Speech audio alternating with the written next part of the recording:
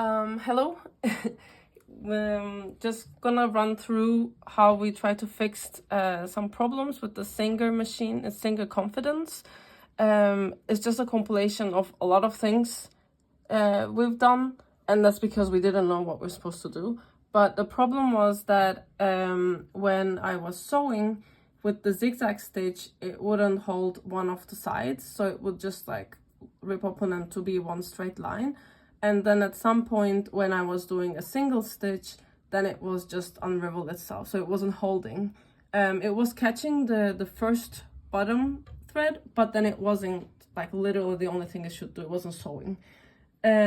So then realized that it was a timing issue between the needle and where the hook should be. So in order to do that with the Singer, then you have to kind of open the whole machine. We just unscrewed the parts that are on the front side, not the screws on the back, so everything that is holding, and then kind of slid it to the side, as you can see.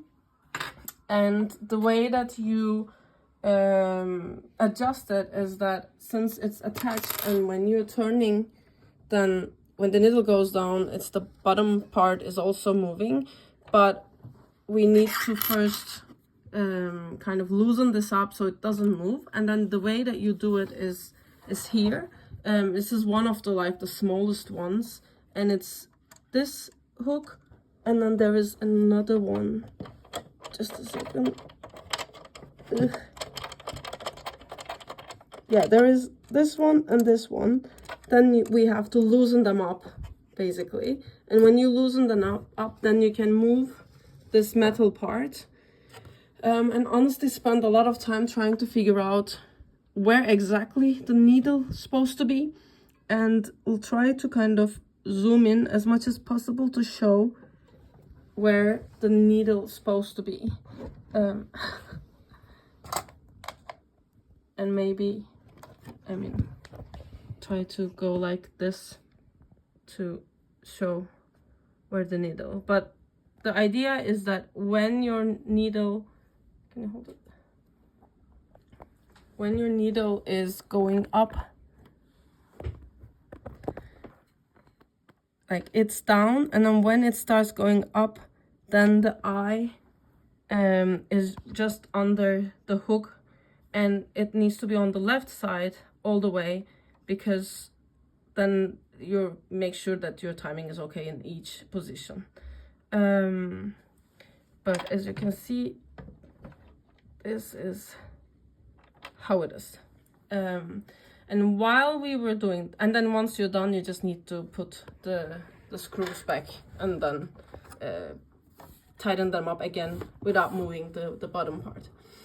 And then while I was doing that, I also realized that this little metal thing here, that moves in and out, it was actually on top of it, and it was supposed to be inside. So it's just an FYI. I don't know if it did anything, but I just put it like under.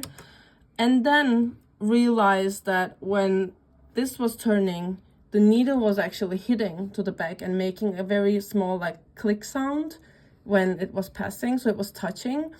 And I have to fix that as well. And then in order to fix that, there is at the top, there is this metal part, this one on the top, and honestly we couldn't find anything that would fit inside to turn it, because it needs to be smaller than the one that we have. But we've used one of these to hold it and turn it, and it worked. And now it's not touching. But yeah, also good point is that to put this one in, so you make sure that it's not hitting the metal afterwards, so you didn't like pull it too forward or backwards. And then test it in different positions as well. And then the last 2 points were that the bobbin holder has to be positioned when you're closing it down, where this hook needs to be touching this but not pushing, and then it needs to be like the top part needs to be put down. And the last point was that if nothing works, then maybe the top thread was not hooked, and most of the time, I mean, you have to go through like this. Most of the time it is not hooked in here properly. Well, it needs to go up like this. And then it fucks up the tension basically. So these are all the things I've done, and now it's working. So one of these things has worked. So good luck.